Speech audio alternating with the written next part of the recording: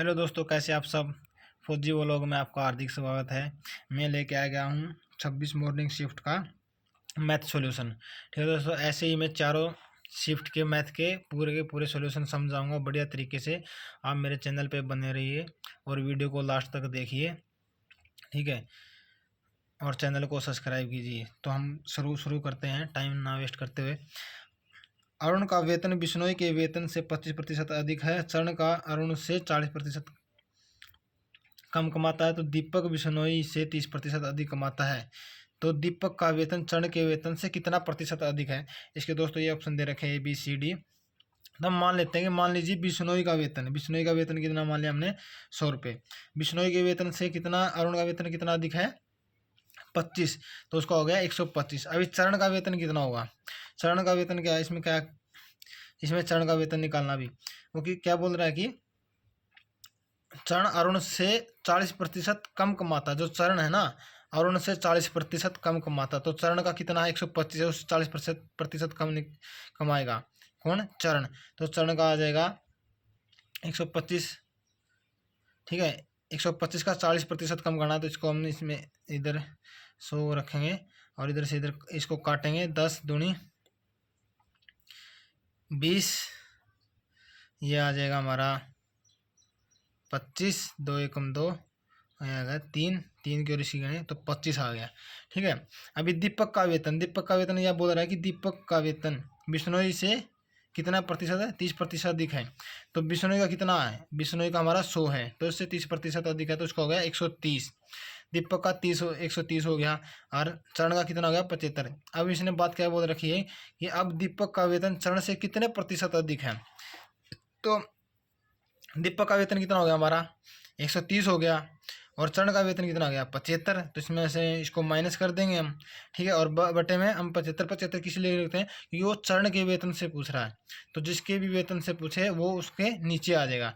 तो हम इसको काटेंगे, इसको करेंगे 130 में से 75 का 55, 55 बटे में 75, तो ये इसको 25 या 75, 25 चौका 100, ठीक है दोस्तों।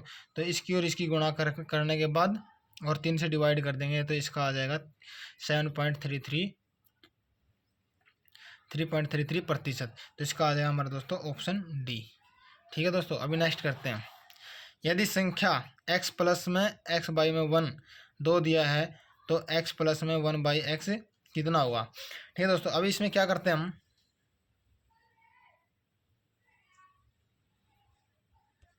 इसको दोस्तों हम दो तरीके से कर सकते हैं। या तो हमें x की वैल्यू 1 रख लेंगे, 1 रखने पर हम मतलब हमने x की वैल्यू इधर 1 रख ली, तो इधर 1 प्लस में 1 बाई 1 यानी 2, यानी कि ये 2 के बराबर आ गया। तो हमारा इधर भी हम x की वैल्यू 1 रखेंगे, तो इसका 1 रखेंगे, 1 आ जाएगा और 1 बटे में 1, 5 होने से भी इतना आ जाएगा 2, तो इसका आंसर आ जाएगा दोस्तों 2।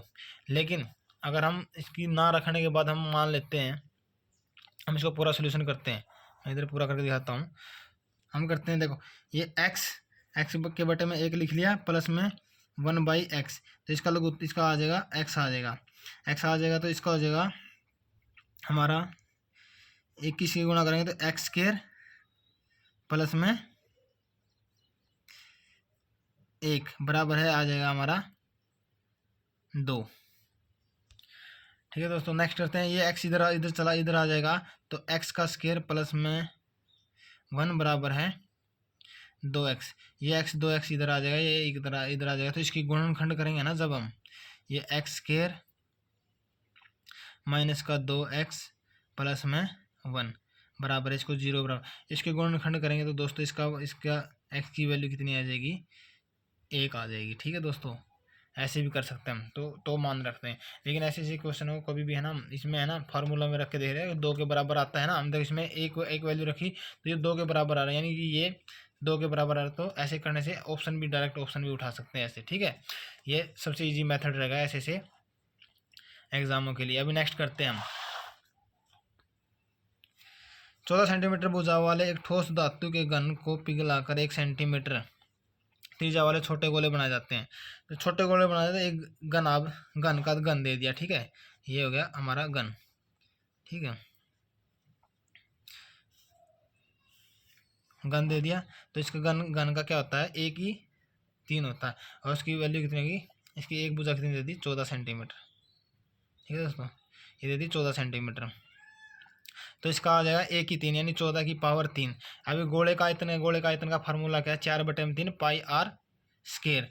तो हम इसमें है ना इसकी त्रिज्या कितनी दे दी दोस्तों, 1 दे दी, तो 4/3 pi r, sorry pi r square, इधर पाई आर क्यों, हाँ सॉरी पाई आर क्यूब है, तो इधर भी हमने 3 कर दिया। तो 1 की पावर 3 यानी कि इसकी कोई मान्यता है 1 के बराबर आएगा, तो ये आ गया 4/3 पाई, 4/3 पाई आएगा। तो अभी क्या करते हैं हम इसको घनाभ का, तो कुल गोले कितने बनेंगे इसके, घनाभ का आयतन बटे में गोले का आयतन, कितने गोले, ठीक है। तो इसकी मल्टीप्लाई करने से हमारा एग्जैक्ट आंसर आता है 656.8। लेकिन ऑप्शन में इसमें से किसी ने दे रखा, तो इसका HSSC ने ये ऑप्शन माना, तो इसका आ जाएगा 656। इसका एग्जैक्ट आंसर ये है। नेक्स्ट इसके आसपास का, ठीक है दोस्तों, ये अप्रोक्स हो गया। नेक्स्ट करते हैं, यदि ए और बी धनात्मक पूर्णांक हैं जिसमें से ए का स्क्वायर माइनस बी का स्क्वायर कितना दे रखा है, 31 दे रखा है, तो ए गुणा में बी का मान ज्ञात करना। पहले बात उन्हें धनात्मक बोल रखा है, तो हमारा देखो ए की 2 माइनस बी की 2 क्या होता है, ए प्लस बी और ए माइनस बी होता है। धनात्मक पूर्णांक है तो हम इसके 2 टुकड़े कर लेते हैं, क्योंकि एक अभाज्य संख्या है।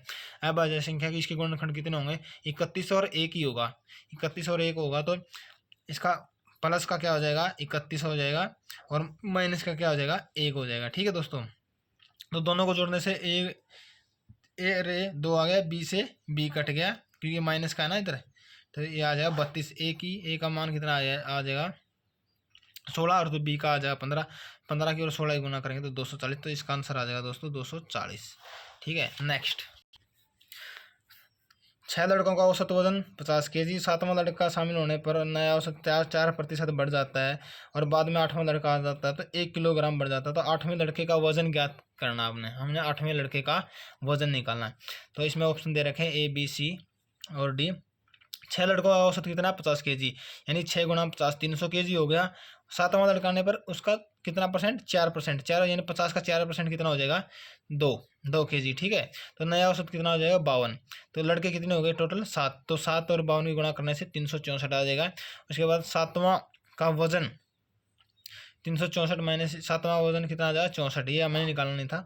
अभी उसका नेक्स्ट 8वां आने पर कितना, 1 किलोग्राम, औसत में कितना किलोग्राम बढ़ जाता है, 1 किलोग्राम बढ़ जाता है। ठीक है, 1 किलोग्राम बढ़ने से नया औसत कितना हो गया, 53, यानी कि 53 गुणा 8 424 kg हो गया। ठीक है, तो हमें 8वें का निकालना है। 8वां का कितना है, 424 है, और 7 का कितना है, 364 है। तो टोटल तो 424 में 364 घटाने से 60 kg आया, तो 8वें लड़के का कितना आ जाएगा, 60। इसका आ जाएगा ये। अभी एक संख्या 20% की वृद्धि की जाती है और फिर 30% की कमी की जाती है, अंत में 50% की वृद्धि की जाती है, तो संख्या के मूल मान में शुद्ध प्रतिशत निकालना है।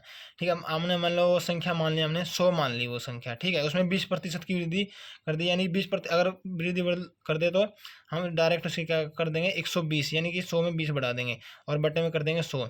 ये काटने से आ जाएगा हमारा 120। फिर क्या बोल रहा है कि 70% की, सॉरी 30% की कमी, यानी 100 में से 30 गया 70, 70 बटे में 100, ये काटने से आ जाएगा हमारा 84। ठीक है, और फिर क्या लास्ट में क्या बोल रहा है कि 50% की वृद्धि हो जाती है, तो 84 50% यानी आ जाएगा 150 में हम इसको काटेंगे तो 126 आ जाएगा। और हमने माना कितना था, 100, तो कितने प्रतिशत की वृद्धि हुई है, टोटल 26। ठीक है दोस्तों, नेक्स्ट। ठीक है दोस्तों, ऐसे क्वेश्चन एग्जाम में बहुत आ जाते हैं, इसलिए मैं आपको बोल रहा हूँ कि ऐसे क्वेश्चन को बड़े ध्यान से कीजिए। और ऐसे ही बेसिक मैथ सीखने के लिए आप मेरे चैनल को लाइक कीजिए, सब्सक्राइब कीजिए। मैं चारों शिफ्टों की सोल्व करूँगा और उसके बाद हर एक चैप्टर अच्छे तरीके से कराऊँगा। ठीक है, तो हम अभी क्वेश्चन नंबर 7 करते हैं। ये आ गया मोस्ट इम्पोर्टेंट। ठीक है, ज़मीन पर एक बिंदु ए से एक ऊर्ध्वाधर जमीन के शीर्ष का उन्नयन कोण 30 डिग्री दे रखा। ठीक है, एक बिंदु दे दिया ये, उसके शीर्ष का उन्नयन कोण दे दिया कितना, 30 डिग्री। एक बिंदु बी से जो कि बिंदु ए से मीनार के आधार से 50 मीटर अधिक है, ये कितना 50 मीटर अधिक है, यानी कि बिंदु बी, ये बिंदु बी आ गया, इससे 50 मीटर अधिक है, या इधर आ गया, यानी हमें इधर जाना पड़ेगा। तो हम जितना नज़दीक जाएंगे तो कोण बढ़ता चला जाएगा। ठीक है दोस्तों, तो जो ए और बी की दूरी कितनी है 50 मीटर, और इसकी इस बिंदु को मान लेते हैं हम सी मान लेते हैं, ठीक है, बिंदु सी मान लेते हैं, इससे इसकी कितनी है एक्स, ठीक है। तो मीनार की ऊंचाई ज्ञात करनी है हमने ये एच निकालना। तो मान ऑप्शन दे दिए इसके, ये माना मीनार की ऊंचाई एच, बी से दूरी कितनी है, बी से दूरी कितनी है एक्स, ठीक है, और ए से दूरी कितनी है इसकी सी की, ए से दूरी कितनी है एक्स प्लस में 5, यानी ये भी ऐड हो जाएगा। अभी तो टेंजेंट 30 डिग्री, टेंजेंट 30 डिग्री निकालने, तो लंब टेंजेंट 30 होता है लंब बटे में आधार, परपेंडिकुलर बाई में बेस। तो लंब कितना हमारा ये हो गया एच, और आधार कितना हो जाए एक्स प्लस में 5, तो टेंजेंट 30 डिग्री होता है 1/√3। तो ये इसके इधर ऊपर चला जाएगा, एस एच का मान कितना आ जाएगा, ये आ गया एक्स प्लस में 50 बाई में √3, ये हमें इक्वेशन इसको फर्स्ट मान लेते हैं। अभी टेंजेंट 60 डिग्री, 60 डिग्री है, ये भी लंब बटे आधार होता है, यानी एच बटे में एक्स, क्योंकि ये दूरी कितनी मान रखी है हमने एक्स मान रखी है, ये दूरी एक्स, तो ये आ जाएगा टेंजेंट 60 डिग्री होता है √3, ठीक है। तो इसमें एच की वैल्यू कितनी आ गई √3x बराबर, ये मान ली इक्वेशन 2। अब दोनों इक्वेशनों को इक्वल करेंगे हम, ठीक है, क्योंकि क्या क्या है इसमें एच बराबर है, ठीक है, तो इसलिए हम इन दोनों इक्वेशनों को इक्वल करेंगे, क्योंकि इसमें है ना एच क्या आ गया, एच का मान ये आ गया और एच का मान ये आ गया, ठीक है। अभी √3 बराबर है एक्स प्लस में 50 बटे में ये आ गया, ये दोनों इक्वेशन हमने बराबर रख ली, तो इसको सोल्व करने पर ये इधर आ जाएगा, तो ये 3x हो जाएगा, यानी √3 और √3 हो जाएगा 3x बराबर है एक्स प्लस में 50, ये x इधर आ जाएगा तो 2x हो गया, 2x हो गया बराबर 50, तो x का मान कितना आ जाएगा 25 मीटर आ गया। अब अपन जो है ना x की वैल्यू कितनी आएगी 25 मीटर आएगी। अब हम इसको है ना किसको x की वैल्यू को इक्वेशन नंबर 2 में रख देंगे, तो कितना इक्वेशन नंबर 2 में हमें x की मान रखने पर, ठीक है, h का मान यानी इक्वेशन नंबर 2 है, इसमें √3 बराबर है ये x का मान 25 रख दिया, और बराबर ये आ जाएगा 25√3 मीटर, तो इसका आ जाएगा ऑप्शन नंबर ए। ये थोड़ा लेंथी सवाल था, लेकिन दोस्तों अगर आप एग्जाम में करोगे तो ऐसे ऐसे क्वेश्चनों को ऑप्शन उठा के ही करना, ठीक है। अभी दोस्तों दो वस्तुओं का विक्रय मूल्य दे रखा दोस्तों उन्होंने, यानी सीपी दे रखा, एसपी दे रखा, सेलिंग प्राइस, ठीक है, 120 रुपये, ठीक है, 120 रुपये।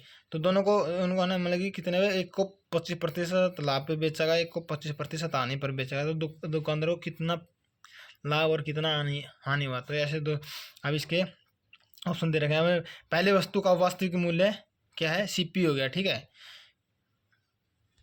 ठीक है दोस्तों, ये हो गया इसका सीपी।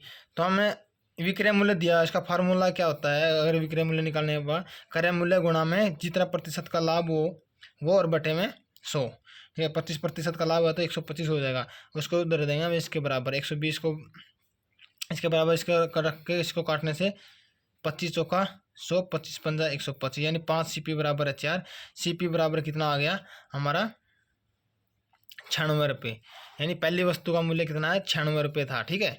अभी दूसरी वस्तु का सीपी यानी कि उसको कितना 25% हानि पर बेचा गया है, तो उसको वो भी 120 है, उसका सीपी गुणा में 25, इसमें से 100 में से 25 कम कर दिया मैंने पहले ही बताया था बटे में 100, इसका आ जाएगा ये 120 के बराबर है, तो 25 कम 25, 25 या 75, 25 चौका 100, तो इसकी यानी 3 सीपी हो गया, और ये नीचे आ गया 4, तो सीपी कितना आ गया हमारा 160 रुपये, ठीक है दोस्तों, ठीक है। अब इसने क्या बोला है कि एक को कितने रुपए उसने नहीं 96 रुपये में इसको खरीदा था, 160 रुपये में इसको खरीदा था, ठीक है, और उसने दोनों को कितने पे 120 पे खरीदा था, यानी कि उसने हम इसको 160 और 96 को ऐड कर लेंगे, इसमें प्लस में 96 कर लेते थे, ठीक है, इसका आ जाएगा 6 और 6 15, ठीक है, और ये आ जाएगा 2, ठीक है। तो इसको दोनों को कितना पे बेचा है 120 का, 120 कितना हो जाएगा 240,